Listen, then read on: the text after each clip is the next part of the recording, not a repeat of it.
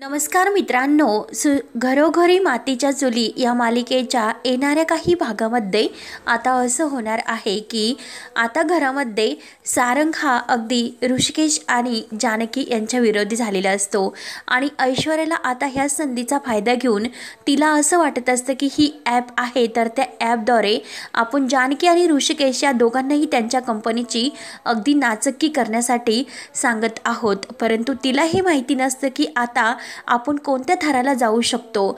परंतु आता मात्र ऐश्वर्याचा एक प्लॅन असतो, ती मनामध्ये एक धरून असते आणि वागत मात्र असते की सारंग समोर जशी तिला ह्या कंपनीची खूप अशी काळजी आहे, जी जे काही करते अगदी कंपनीसाठी आनंदाने करते। म्हणून आता मात्र ऐश्वर्याचं हे खरं रूप आता सुमित्राने तर ओळखलेलं असतं।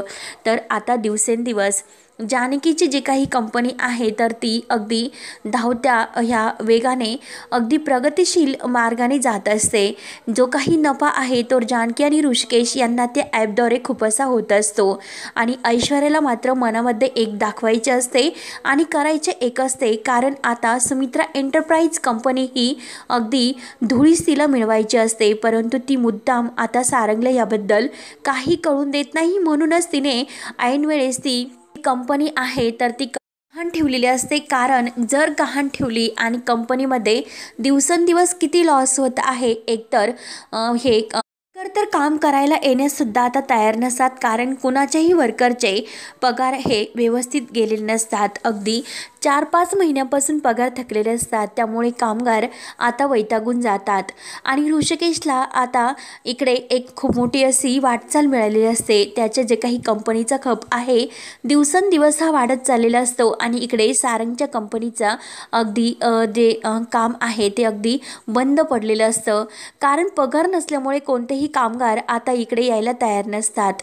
परंतु आता जे ऋषिकेश आणि जानकीने कंपनी सुरू केलेली असते तर सर्व काही हे शेअर्स आहे तर ते सर्व ह्या कंपनीला मिळत असतात। म्हणून आणखीन आता ह्या ऐश्वर्याने एक ॲप खोलण्याचं ठरवलेलं असतं, परंतु तिला आता जे काही करायचं असतं तर ही ॲप आणखीन अगदी धुळीस मिळवली आणि जानकी आणि ऋषिकेश हे सर्व काही मुद्दाम करतात असं सारंगला दाखवून देण्याचा प्रयत्न ती करत असते।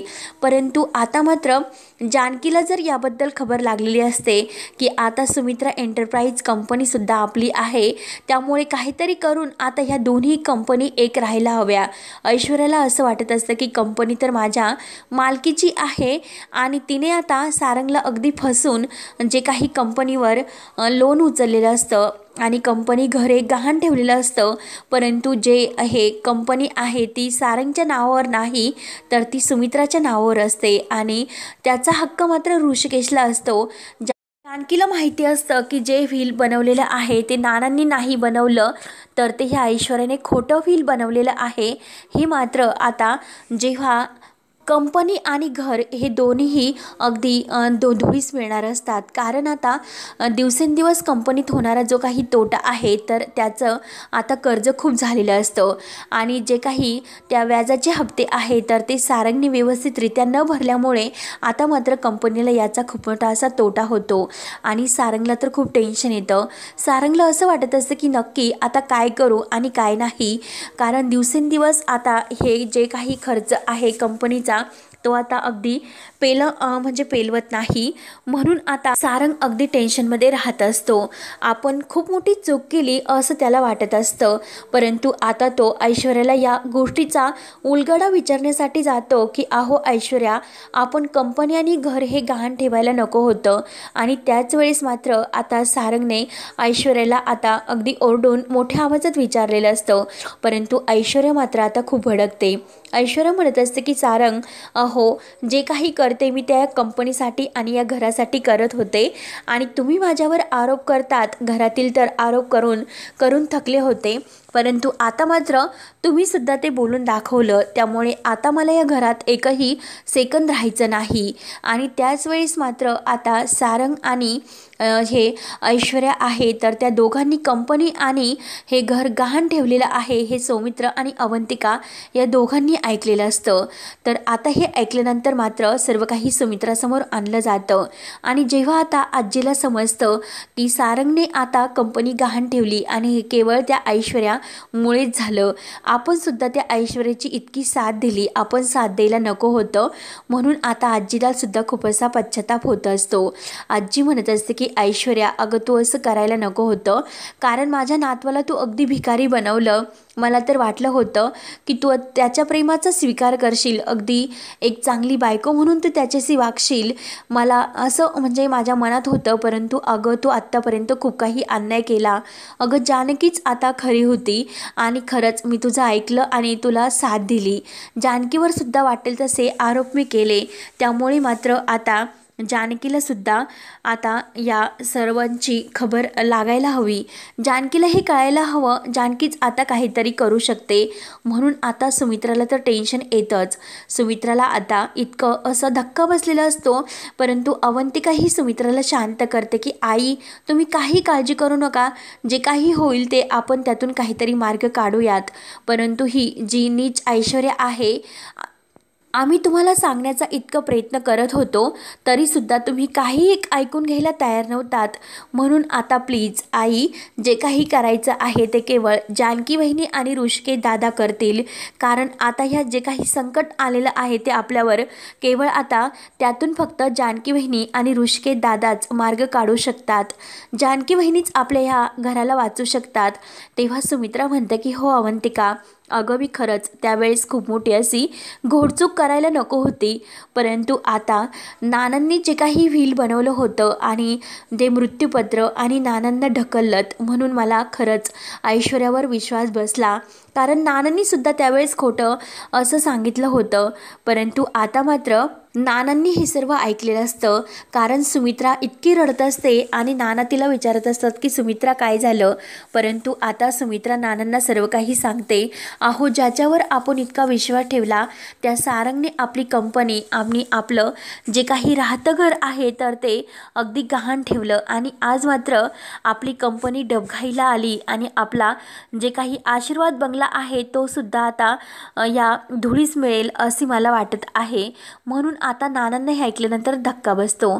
नाना म्हणत असतात की त्यांना कंपनी आणि जे काही घर आहे त्याचे हक्क कोणी दिले. अगं कंपनी तर ऋषिकेशच्या नावावर आणि सुमित्रा तुझ्या नावावर होते. जे काही हक्क घ्यायचे आहे ते केवळ तुला घ्यायचे आहेत. तू त्यांना हा हक्क कधी दिला आणि मी सुद्धा त्यांना तो हक्क दिलेला नाही.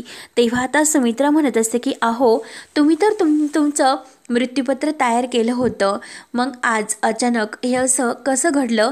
नाना म्हणत असतात की मी कोणतं माझं मृत्यूपत्र तयार केलं होतं सुमित्रा, मी असं कोणतंही माझं मृत्यूपत्र तयार केलेलं नाही. त्यामुळे काही कर, परंतु जे काही होतं ते आता थांबवायला हवं. म्हणून नानासुद्धा आता पेटून उठलेले असतात. तर इकडे जानकीला आता समजलेलं असतं की सुमित्रा एंटरप्राइज कंपनी डबघाईला आले आणि जे काही तेथील काम करणारे शेतकरी आहे आणि जे या कंपनीशी व्यापार करणारे आहे ते सर्व काही व्यापारी आणि सर्व काही वर्कर हेल्पर आता इकडे जानकी ऋषिकेशच्या कंपनीकडे धाव घेतात. आणि आता ऋषिकेश आणि जानकीने त्यांना अगदी कंपनी उंचवर नेण्यासाठी अगदी सर्व जे काही आहे गरजू लोक त्यांना काम दिलेलं असतं, प्रत्येकाला समजून घेतलेलं असतं. म्हणून आता जानकी आणि ऋषिकेशच्या मनाचा मोठेपणा पाहून आता सर्वजण शेतकरीसुद्धा अगदी झिकाट्याने अगदी कसोटीने हे मेहनत लावून काम करत असतात आणि ऋषिकेश जानकीची साथ देत असतात. तर इकडे ऋषिकेश जानकी या दोघांचीही कंपनी उंच भरारी घेते आणि इकडे सुमित्रा एंटरप्राइज कंपनी अगदी तिला उतरती कळा लागलेली असते. त्यामुळे आता जानकीला हे सर्व समजल्यानंतर जानकी म्हणत असते की नाही, काही झालं तरी ती आपल्या ऋषिकेशच्या अगदी हक्काची आणि ही मेहनतीची बनवलेली कंपनी आहे. अगदी मेहनत करून ऋषिकेशने ही कंपनी उंचावर नेलेली होती आणि आपल्या नानांचं ते स्वप्न होतं, ऋषिकेशने ते पूर्ण केलं होतं. परंतु आज मात्र मला त्या घरची सून म्हणून ही कंपनी वाचवावी लागेल. ऋषिकेश जानकीला खूप काही सांगण्याचा प्रयत्न करतो की जानकी, अगं त्या लोकांचा आणि आपला काही एक संबंध नाही, काही झालं तरी ते लोक आणि आपण वेगळे आहोत. ज्या दिवशी त्यांनी आपल्याला घराच्या बाहेर काढलं त्या दिवशी मात्र आपला आणि त्यांचा संबंध सुटला. म्हणून आता जानकी ऋषिकेशला समजावतं की नाही ऋषिकेश, काही झालं तरी आपल्या आई आणि नानांचा तो आशीर्वाद आहे आणि त्यांचं ते स्वप्न आहे ते धुळीस नाही मिळून द्यायचं. म्हणून जानकी आता ती कंपनी वाचवण्याचं ठरवते आणि अगदी रणरागिणी बनून ती आता सुमित्रा एंटरप्राइज कंपनीसुद्धा अगदी जे काही तिचं नुकसान झालेलं आहे तर ते वाचवणार असते. परंतु इकडे मात्र आशीर्वाद बंगला वाचवण्यासाठी नानांनी अगदी असं पेट उठवलेला असतो. नाना म्हणत असतात की काही झालं तरी या बंगला मी कधीही कुणाला विकून देणार नाही आणि ह्या बंगल्यावर जे काही कर्ज काढण्यात आलेले आहे तर तो हक्क या ऐश्वर्याला कोणी दिला नाही. हो हक्क कधीही मी ऐश्वर्याला नाही देऊ शकत, कारण हा जो बंगला आहे तो नानांच्या नावावर असतो. म्हणून त्याचे हक्क ऐश्वर्याला कोणी दिलेत म्हणून नाना आता खूप असे भडकतात. आणि भडकल्यानंतर सारंग आणि ऐश्वर्या या दोघांनाही या घरातून चालते व्हा, या घरात राहण्याचा तुम्हाला कोणताही हक्क नाही असं सांगतात. म्हणून आता सारंग नानांची माफी मागत असतो की नाना अहो जे काही झाले ते केवळ मी ऐश्वर्याचं ऐकलं आणि ऐश्वर्या जे काही करतात ते केवळ अगदी आपल्या भल्यासाठीच करतात, त्यामुळे नाना प्लीज असं काही करू नका. त्यानंतर मात्र आता सुमित्राला रागच असतो. सुमित्रा म्हणत असते की अवंतिका आणि जानकी मला ऐश्वर्याच्या विरोधी सर्व काही सांगण्याचा प्रयत्न करत होतात, परंतु मी मात्र काही ऐकलं नाही. आणि आता जेव्हा आजीने सर्व काही सत्य सांगितल्यानंतर सुमित्राचे डोळे उघडलेले असतात, तेव्हा मात्र आता सुमित्रा ही आजीला म्हणत असते की अगं आई तू तरी त्यावेळेस त्या ऐश्वर्याची साथ द्यायला नको होती. अगं तू तर कायम अगं जानकीला अगदी वाटेल तसं बोलत आली, वाटेल तसा तिचा अपमान करत आली, परंतु मात्र जानकीने कधीही कुणाचं मन दुखावलेलं नाही. अगदी प्रत्येकासाठी ती झटत राहिली. म्हणून आता जानकीला काहीतरी आता मला जानकीचीच मदत घ्यावी लागेल आणि जानकीला हे सर्व सांगावे लागेल. म्हणून आता सुमित्रा ही जानकीची मदत घेण्याचे ठरवते. आणि जानकीला मात्र आता जे काही आहे कंपनी आणि आपल्या आशीर्वाद बंगल्यावर आलेलं संकट आहे ते सर्व काही दूर करण्यासाठी केवळ जानकीच आपल्याला यातून वाचू शकते. म्हणून आता सुमित्रा इकडे जानकीच्या घरी येते, जानकीला सर्व काही सांगते. जानकीला आता सर्व काही सांगितल्यानंतर मात्र आता एक खूप मोठा सत्याचा उलगडा होणार असतो. कारण आता जानकी ही अगदी सुमित्राला वाटेल तसं मदत करणार असते. मी या घरची सून आहे आई, तुम्ही काही काळजी करू नका, मी लवकरात लवकर त्या ऐश्वर्याला तर घराच्या बाहेर काढीन, परंतु आपला कंपनी आणि घर ही दोघंही यांना काही होऊन देणार नाही. घरसुद्धा वाचेल आणि कंपनीसुद्धा वाचेल. आई तुम्ही काही टेन्शन घेऊ नका. सुमित्रा आणि जानकी कधीही वेगवेगळ्या नव्हत्यात, त्यामुळे त्या एकत्र तर आल्या तर कंपनीसुद्धा आता शेवटी एकत्रच येतील. म्हणून आता जानकीने अगदी सुमित्राला वचन दिलेलं असतं की आई काही झालं तरी ही कंपनी मी वाचवेल. म्हणून आता त्यासाठी जानकीने सयाजीरावांच्या हातातील जे कडं आहे तर ते कड्यात नक्की काहीतरी असं दडलेलं आहे ते सत्य शोधून काढण्याचा तिने प्रयत्न केलेला असतो. आणि ते कडं काही झालं तरी आता सयाजी पाटलाकडून मिळवायचंच, अगदी आपल्या जीवपणाला लावायचा, परंतु सयाजीच्या हातातील ते कडं मिळवायचं असं जानकीने पक्क निर्धार केलेला असतो. आणि त्या कड्यातच मात्र आता ह्या आशीर्वाद बंगला आणि ही जी काही कंपनी आहे या सर्व सत्याचा उलगडा दडलेला असतो. कारण त्यात मृत्यूपत्रसुद्धा नानांनी तयार केलेलं असतं. ऐश्वर्या आणि सारंग यांना कंपनी आणि हे कोणतेही हक्क नानांनी दिलेले नसतात. त्या सारंगला फक्त जे शेत जमीन आहे त्याचे हक्क असतात. आणि आता हे मात्र जानकी ते मृत्यूपत्र आणून आणि जे काही ते प्रॉपर्टीचे पेपर्स नानांचे अगदी जे काही व्हील आहे तर ते आणून आता ह्या ऐश्वर्याच्या तोंडावर मारणार असते. त्यामुळे आता जानकीने कंपनीसुद्धा वाचवलेली असते आणि आशीर्वाद बंगलासुद्धा वाचवलेला असतो.